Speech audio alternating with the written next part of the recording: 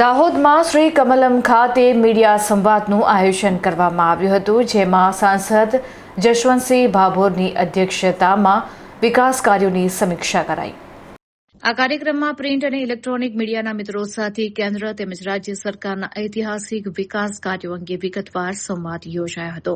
કાર્યક્રમના અધ્યક્ષ સ્થાનેથી બોલતા સાંસદ જશવંતસિંહ ભાભોરે વડાપ્રધાન નરેન્દ્ર મોદીના નેતૃત્વને બિરદાવતા જણાવ્યું હતું કે સૌનો સાથ, સૌનો વિકાસ, સૌનો વિશ્વાસ અને સૌનો પ્રયાસના મંત્ર સાથે છેવાડાના માનવી સુધી વિકાસના કાર્યો પહોંચ્યા છે।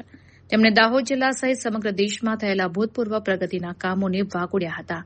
આ અવસરે રાજ્યકક્ષાના કૃષિ મંત્રી રમેશભાઈ કટારા, ઝાલોદના ધારાસભ્ય મહેશભાઈ ભુરિયા, દાહોદના ધારાસભ્ય કનૈયાલાલ કિશોરી તેમજ ગરબાડાના ધારાસભ્ય મહેન્દ્રભાઈ ભાભોર સહિત જિલ્લા ભાજપના પદાધિકારીઓ હાજર રહ્યા હતા। સમગ્ર કાર્યક્રમ ખૂબ જ હકારાત્મક અને ઉત્સાહપૂર્ણ વાતાવરણમાં સંપન્ન થયો હતો। આજે દાહોદ જિલ્લાની અંદર પ્રભારી મંત્રી તરીકે માનનીય પ્રધાનમંત્રી શ્રી નરેન્દ્ર મોદી સાહેબના 12 વર્ષનું શાસન દેશની અંદર પૂર્ણ કર્યું છે, ત્યારે આજે અહીંયા ઉપસ્થિત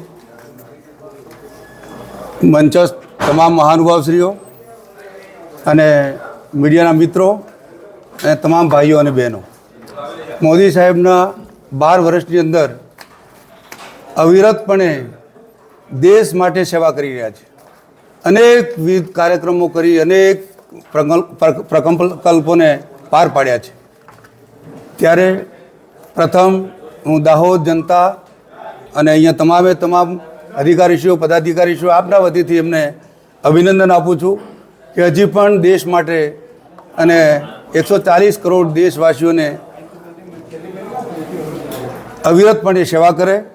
અને જ્યારે 12 વર્ષની અંદર માનનીય પ્રધાનમંત્રીશ્રીએ આખા દેશ માટે 370ની કલમ હોય, ગરીબ કલ્યાણની વાત હોય, સર્જિકલ સ્ટ્રાઇકની વાત હોય, અયોધ્યા રામ મંદિરની વાત હોય, પાવાગઢ મહાકાળી મંદિરની વાત હોય, ભગવાન બિરસા મુંડાની વાત હોય કે જન કલ્યાણ માટેની અવિરતપણે એમને આ 12 વર્ષની અંદર કામો કર્યા છે।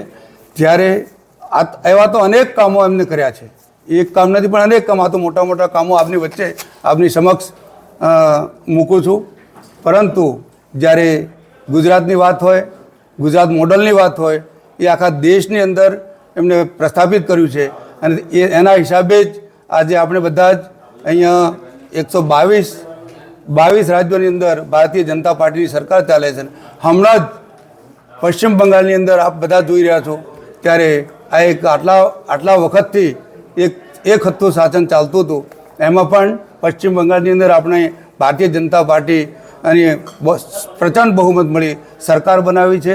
ત્યારે આ વિસ્તાર આંતરરાષ્ટ્રીય કયો, રાષ્ટ્રીય કયો, એમાં પણ પ્રધાનમંત્રી શ્રી મોદીજીનું તમે આખો તમે વિઝન જોશો તો એવું લાગે કે ખરેખર દેશ માટે અને આપણા પબ્લિક માટે, 140 દેશવાસીઓ માટે કેટલી બધી કામ કરી રહ્યા છે અને અવિરતપણે કામ કરે, એ જ આ દાહોદ જિલ્લાના એક પ્રભારી મંત્રી તરીકે, દાહોદ જનતા વતી તરીકે એમને શુભેચ્છાઓ પાઠવું છું।